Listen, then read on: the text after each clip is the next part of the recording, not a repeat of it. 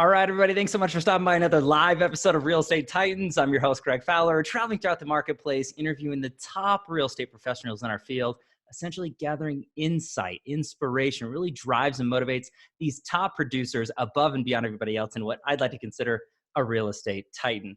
Now, our very special guest and feature titan for today, all the way from beautiful Los Angeles, California, James Harris. James, it's an honor and a pleasure, my friend. Thank you so much for taking the time. Thank you so much. It's great to be on the podcast amongst many of these wonderful titans, and hopefully we're going to have some fun today. I have no doubt, and I can't wait. I know everybody's super excited about this episode. So, James, I want to dive right into the series of questions for everybody out there to really get to know you as a man, as a professional, and all the way through and through. So let's just start with telling everybody a little bit about yourself.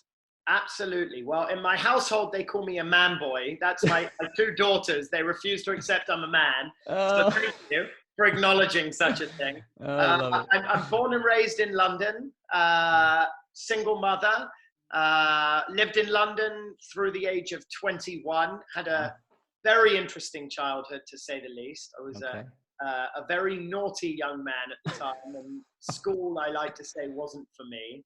I was actually expelled from 8 schools. Get out of here, James. Which a lot of people have a hard time believing, but the reality is school wasn't for me. I wasn't academic. I didn't thrive off the focus of studying math or English or history or geography or whatever it might be, but I had a thrive to work. I had a thrive to make money. I had a passion for real estate at a very young age. My mother is an interior designer.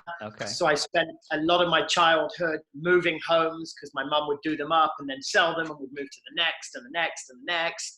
And then I started to think about my career at the legal age of leaving school, which was 16.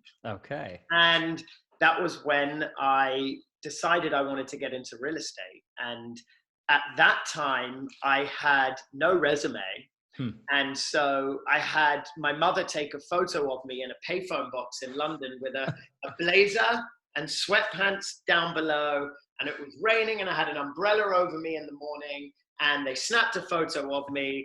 And I took a real estate directory in London. I highlighted all the companies I wanted to work for, and I pounded the pavement. And the first one I walked into, I said, "Can I please speak to the boss of the company?" And he said, "That's me." And he interviewed me on the spot, hired me. And that was where my real estate career started at the age of 16 years old. Unbelievable. It's been a crazy journey. I started in the mailroom. I was swiping letters through the machine. I would get coffees. I would open up houses, close houses down. One thing led to another, and I did residential real estate for 2 years. Then I moved into commercial for 2.5 years. And after 5 years of working, I decided I wanted to travel. And so that is when I moved stateside and came to Los Angeles. And that's where everything begun here in LA.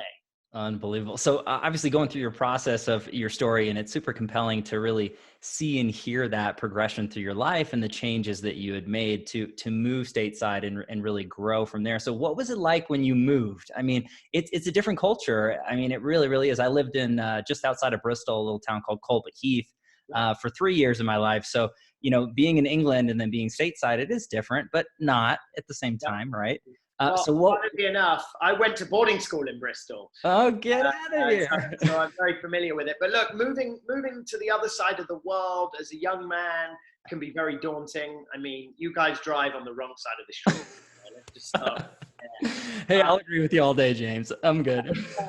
I had a dream, you know, and I think this is so important for so many people. I think people have dreams, aspirations, goals, and they never actually go for them because fear gets in the way. And certainly at 21, 5 years into my career, very comfortable in London life, actually doing very well for somebody in my age. But when you have a dream and a goal and something you want to achieve, unless you take the first step and break through that barrier and break through that fear and actually take a hold of it and make it happen, how can you ever make dreams come true if you don't take that first leap of faith? Well said. So it was scary at the time. But again, when I moved here, I came for 3 months. My father actually lived in the US at the time. And the second I got here, I fell madly in love. And I love the lifestyle. I love the American people. And again, I had a dream, and it was during the recession, actually. So I didn't get into real estate immediately because the economy was going through a hard time during the '08 recession. I actually got into real estate after the recession started coming out. And that was when David and I said, we have to set up our business, and we'll get into that later. But that was a crazy journey. Okay, unreal. And again, going through that process, it didn't happen overnight. And I love the fact that you added the fact of really overcoming those fears and really taking the action upon it, because everybody can have a dream, everybody can have a desire, but very few take the time to do the work. Again, you're an epitome of really taking it and bringing it to the highest of highs. And again, so many other Titans that are featured on this particular series is just really the perspective of life and growth. So James, when it comes to that and talking about your business to today, so from that standpoint to where you are to today, what was that path like? And just give everybody a little background on that. That is such a longer conversation. Okay. No. And I'm happy to answer it. I believe that in business, in life, success breeds success. You have to hang around good people that are going to help you grow. And I always knew that. And when we went from having no business to setting up a business, we had to decide where we wanted to be in our business. And like I've always said to anyone that's crossed my path that's getting into real estate, whether you're closing a $500,000 deal, a $5 million deal, or a $50 million deal, the mechanics actually remain the same. The only thing that changes is the paycheck. Wow. But people let fear get in the way of them. And the reason that I say that is when we set up our business, we decided we want to target the high-end real estate market right out of the gate. Love it. And so many people said, you've got to start below, you've got to start at the bottom, you've got to work your way up. And we figured to ourselves, actually, no, you don't. Go for it. Set your goals, set your dream. And that's exactly what we did. If I can door knock $1 million house, why can't I door knock a $20 million house? Right. There might be a gate. There's still a doorbell. Ring the doorbell. Someone's still got to answer the phone. And it's all about how you see yourself. And if you have a confidence with yourself and you carry yourself in a way that people want to be a part of that, your energy becomes contagious and you can go for it, and sky's the limit. You don't have to let anything hold you back. And so we went for the high end from day one. We started door knocking. Our first deal was done from a door knock, which was a $6.5 million teardown. And that house is going to be finished in 2 months. And that's a $40 million listing today. Wow.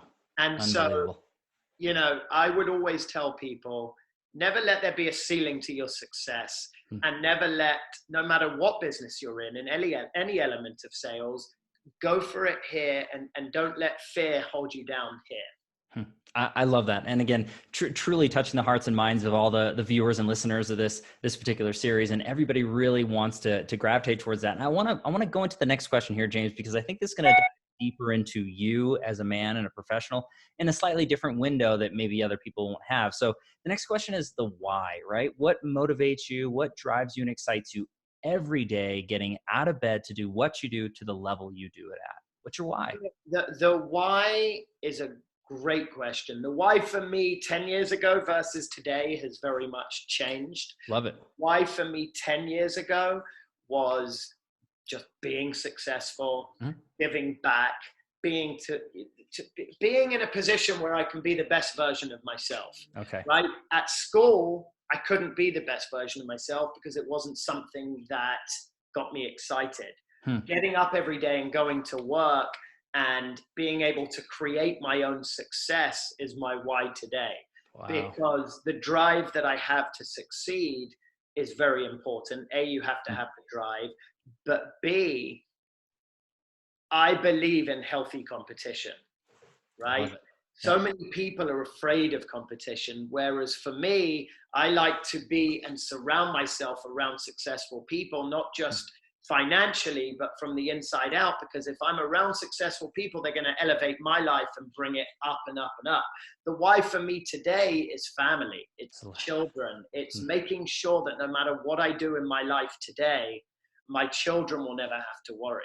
Wow. And everything I do in my business and my daily life today is how I can grow spiritually, how I can grow mentally, how I can grow in my business, how I can give back. And ultimately, it all comes down to just being in a position where my children never have to worry, my family never have to worry, and we continue growing together as a family. James, I think that's fantastic. And again, you touched on so many different notes for surrounding yourself with greatness and elevating everybody in your life and focusing on your family and giving back to communities and charities and really being the best version of yourself. And in that, it's completely selfless, because the better version of yourself you're becoming and continue to, the more you're able to service everyone around you. Right. And that to me is one of the greatest whys when it comes down to it. So I'm glad everybody's able to hear this straight from the man himself, which this is fantastic. Now, James, I do want to go into the next portion of this. Now, this is actually a crowd pleaser for the particular series. Everybody wants to learn from the Titans. They want to understand how they've grown and scaled their business in certain facets. So if you could look back at your career thus far, James, and pick or choose one or two things that you added to your business that took it from one level to the next, what's that look like for you? That's a great question. And the first thing I will say in business, whether it's a real estate business or anything relative to sales, is consistency. If you're not willing to be consistent in your business and the way that you conduct your brand and your business, you might as well not do it in the first place. Wow. And if I'm talking real estate specific, if you decide that you want to farm a specific area and you're going to door knock it, if you're going to door knock a specific area once and be done, don't bother. If you're going to door knock it every single week and make yourself goals out 2, 3, 4 times a week, or you're going to send a newsletter once, do it every single week. Be consistent, get in front of people, whether it's social media. If you're utilizing social media, be consistent in what you do social media. If you're going to do a podcast, get to 159 episodes, be consistent in doing so. And I think that goes across the board in any business. Remain consistent and be true to who you are in being consistent. And I would say the second is branding. Okay. You know, we decided very early on that our brand was everything. Our brand is who we are. And so many people ask, how did you do it? And the truth is, the way we did it might be very different to the way you do it. Sure. But I think each individual needs to identify who they are, what they're about, what separates them from everybody else, what is their unique selling point, and then create your brand around that and remain consistent, that you're in people's face over and over again so that they want to be a part of what you have to offer. So consistency and branding are the two main things I would say. Wow, James, I mean, those are true gold nuggets when it comes down to it. And from an absolute professional, one of the best and brightest minds in the world of real estate. So that means a lot coming from you, my friend. When you talk about branding, I want to dig a little deeper on that one portion. So, because we didn't address it yet, but why Bond Street Partners? Well, where'd that come from? Yeah. Okay. So Bond Street, firstly, is an iconic neighborhood in London. The most expensive real estate, some of the most expensive real estate in the world. And Bond Street Partners was something we came up with very early on. We wanted it to be consistent with our heritage, which was British. And we felt that the Brits had something to offer in America. And Bond Street is a world-renowned street name. And it was a brand that we wanted to build on and take to the next level. And, you know, everywhere you went, going back to consistency, we had the YouTube, we had the website, we had the Facebook, the Instagram, the Twitter, and shortly thereafter, our newsletters, everything was branded Bond Street Partners.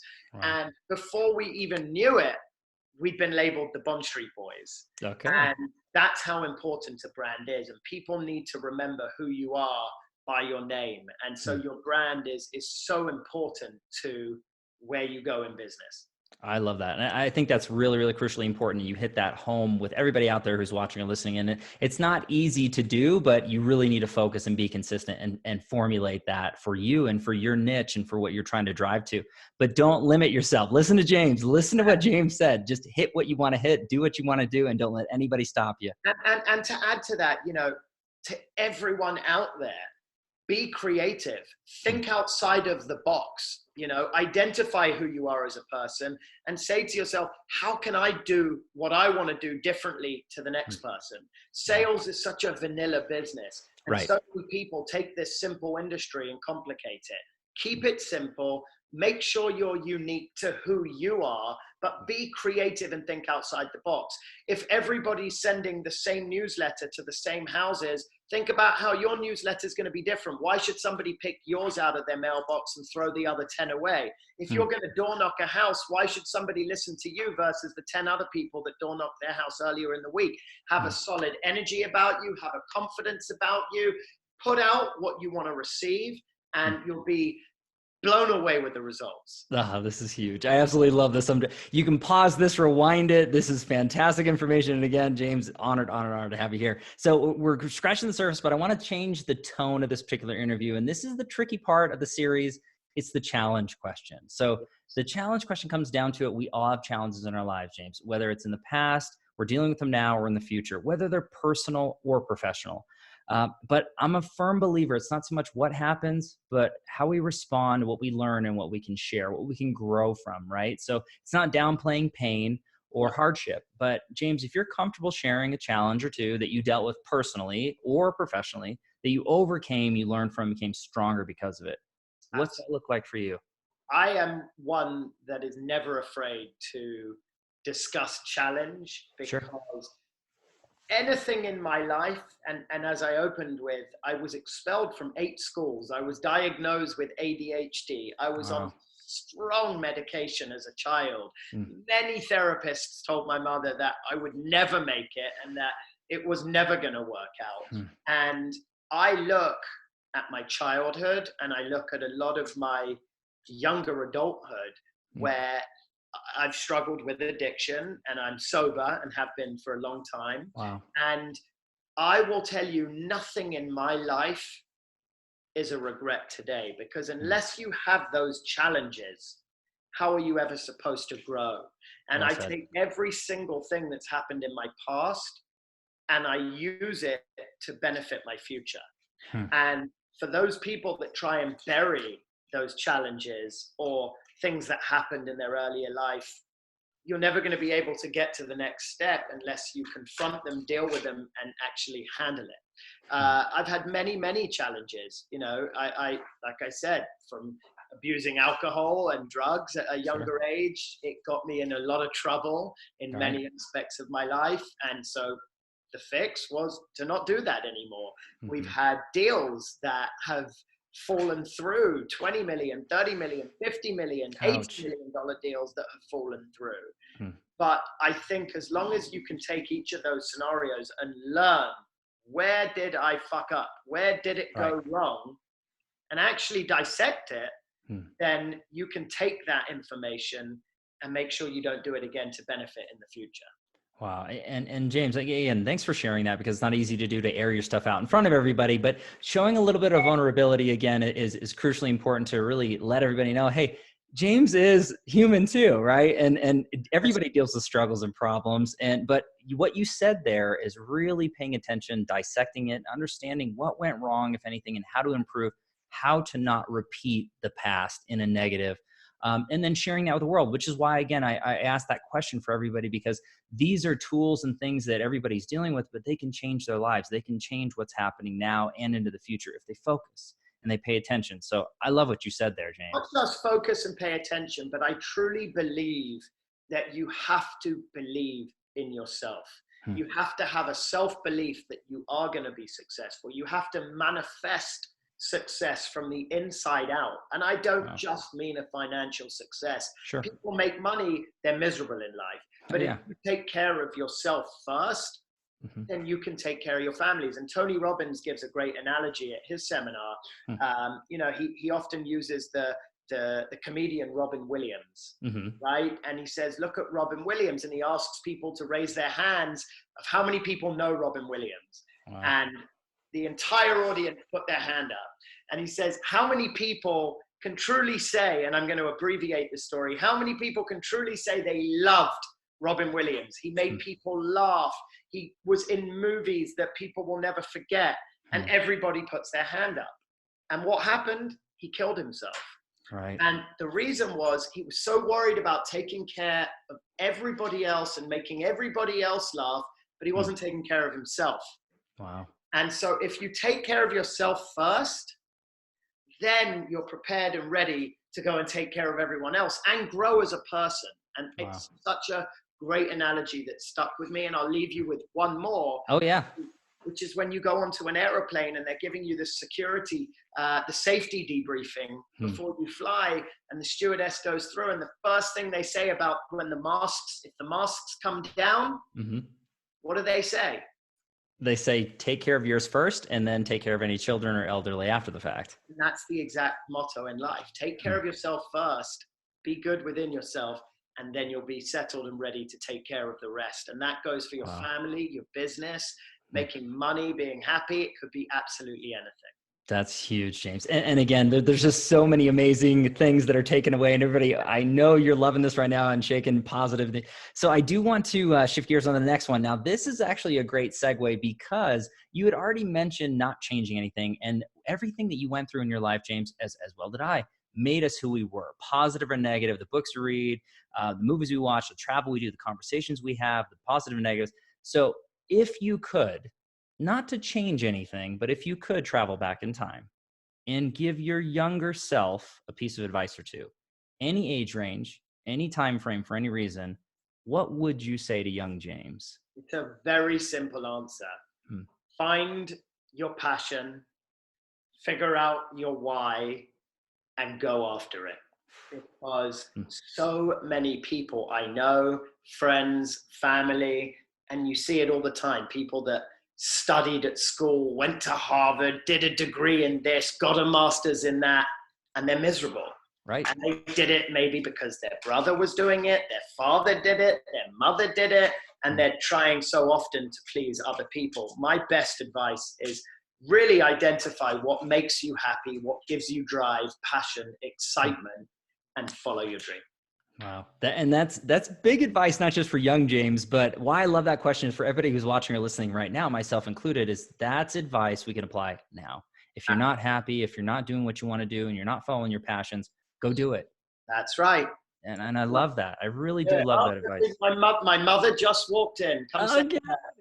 This is the poor lady that had to raise me as a single mother. Can she say hi? Is that all right? You have to be positive all the time. You have raised an amazing man. I kid you not. This man is absolutely incredible. The highest of highs in respect. You believe everything he's saying. I do. It's incredible. What he's saying is so truthful. This is my joint number one here. My mother. I love it. A special guest appearance on this live podcast here of Titans. This is great. My motto for James was, wherever he came in a race at school, he tried. And for me, I treated every single thing that he ever did like he just passed Oxford University. Wow. That's why we have a very positive man here. I'm nearly dead, but he's fine. He's incredible. And again, it's just, you can obviously tell the background and the support that he's had in his life, and just really feeling that come through, because we are guilty by association in our environments, and really latching onto those positive and negatives. And I can tell that there's a lot of positive coming from that side. So it's incredible. Good lady here. Yes, I love that.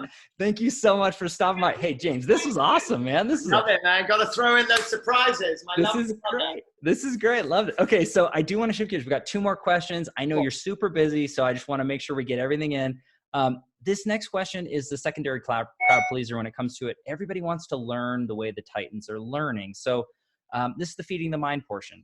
Books you're reading or have read that you really enjoy, or podcasts you listen to or enjoy, coaches, mentors.